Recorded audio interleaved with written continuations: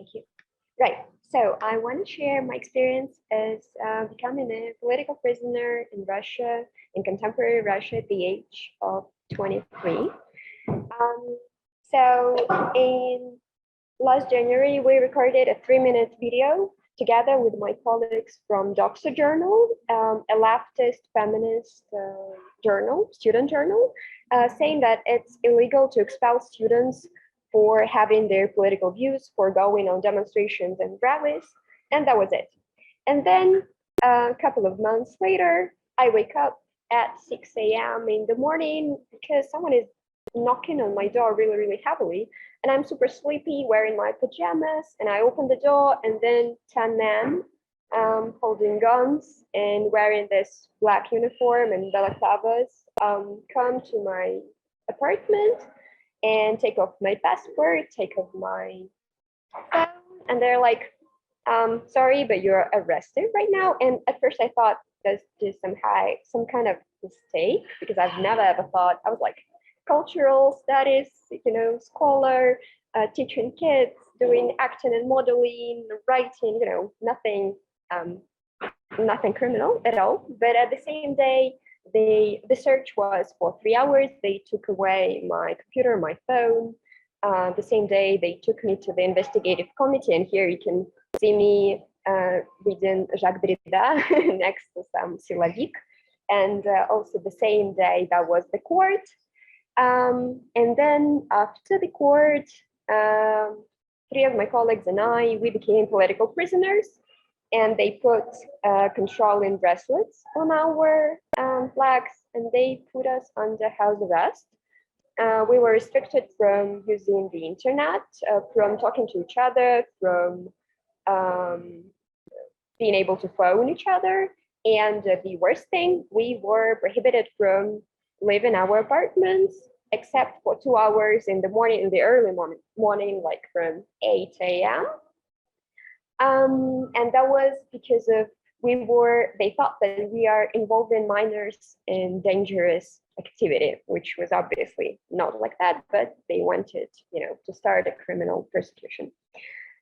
So we tried to use this 2 hours in the morning the best we could. For example, once we got married with our partners in this 2 hours, because we knew that, oh yeah, and like one important detail I forgot to mention, the maximum punishment under this criminal article is up to 3 years in prison. So if you go to prison and you are not legally married, then you can't see your partner. So we decided to get married, even though that wasn't, in our plans before. And first of all, we thought that that's just a mistake, and that's obvious that there's no evidence, so that's going to just last a couple of months. But in the end, we spent a whole year on the house arrest, and while doing that, we decided to make it as political and as radical and as performative as we could. So we went to investigative committee wearing animal costumes, and I was wearing a unicorn costume. Also, at the 1st of September, we went there wearing school uniform. One day we dressed like a rainbow, in order to somehow, like for the pride thing. And also we encouraged our support group to wear merch of media that were closed or banned in Russia, because now almost all independent media in Russia, they are closed. Also, we decided to decorate our electronic bracelets. So here is a ship, and here this says like, I'm not afraid, and you don't be afraid too. And also we made a flash mob for our support groups, and they just were homemade electronic bracelets made of, flowers and whatever they wanted. I personally once went to investigative committee wearing a blue wig and with a book of Virginie Despentes with me. But actually we had to read a lot there, because we had 212 volumes of our criminal case, even though there is absolutely no evidence of our guilt. So they were just like random facts about teenagers in Russia. And on the left, you can see their arguments. So there, it's like an photo expertise, and they are trying to, convince me that I am I, and that these are two photos of one person, which is basically true. And on the right, there's our argument. So basically, we made the prosecutor and the jury watch a monologue of Slavoj Žižek in court, because Slavoj Žižek was one of those who signed the support letter for us, along with Judith Butler and other well-known scientists. And I have to say that the support was enormous, and people would enthusiastically participate in our flash mobs. And in the last court, there were about, I think, 200 people next to the court. And also there was a lot of, like, here is the newspaper, and there's a lot of like fun art, and people were really, really, especially youngsters, really, protecting and supporting us. And when the war started, we were really, really afraid that they're gonna literally put us to jail, because we were one of the media that still was writing about the war and about the anti-war activism. So we went, even being scared, we went to the court in the colors of Ukrainian flag, and also supporting the flash mob of the women in black. And my final statement in court was also somehow dedicated to the war. However, I couldn't talk about that directly, so I decided to make it as poetic and as metaphoric as I could. And somehow it became quite well known. And for example, here is the English translation published in N+1. And by the way, one of the translators and editors was Ivan Sokolov.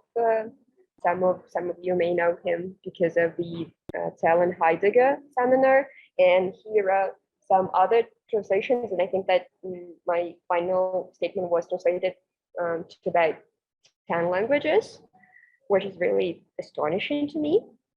And here's a little tiny piece written by me to share this experience, translated by Polly Gannon, and her because of No Boundaries seminar. And I am not sure how much time is left, so maybe I won't have time to recite it, but if you are interested, I could send you the whole piece. And please, Alla, please recite it. Please recite it. Okay. Take as much time as you want. Okay, thank you. So the name of the piece is Swan Song. It's like the reference to Song of Songs, and the nickname for me was Shira Shirim, what is the in Hebrew Song of Songs. And another title is Do Not Confuse Sounds, The Day of the End and the Daughter of Spring. It's from Vidensky. So in Trojan, 10 men in the hallway, Moscow speaking. Did war break out? On the wall, Freud's girl with a kitten. I'm suffocating too. How much time do you need to get dressed? Captivity. Babe alone in Babylon. Baby Bambi in the lap of Babylon. Gentle tread, light step. With a gentle tread to the enemy's camp. You don't care if you go down in history as barbarians? Have you heard of butterfly effect? Barbarians. And here are a couple of videos and articles dedicated to the topic. And basically there was like a lot of journalist attention towards the case. And if you want to know any details or somehow contact me in order to discuss it or share your experience, then please feel free to do that, and via NYI social or with my email. And also I'd be extremely grateful to you if you decide to donate to Doxa Journal, because now we are covering anti-war resistance in Russia, and we are leftist and feminist anti-war Russian journal. So I'd be very, very grateful to you if you decide to follow us or donate or whatever. So thanks a lot for your attention. That's it.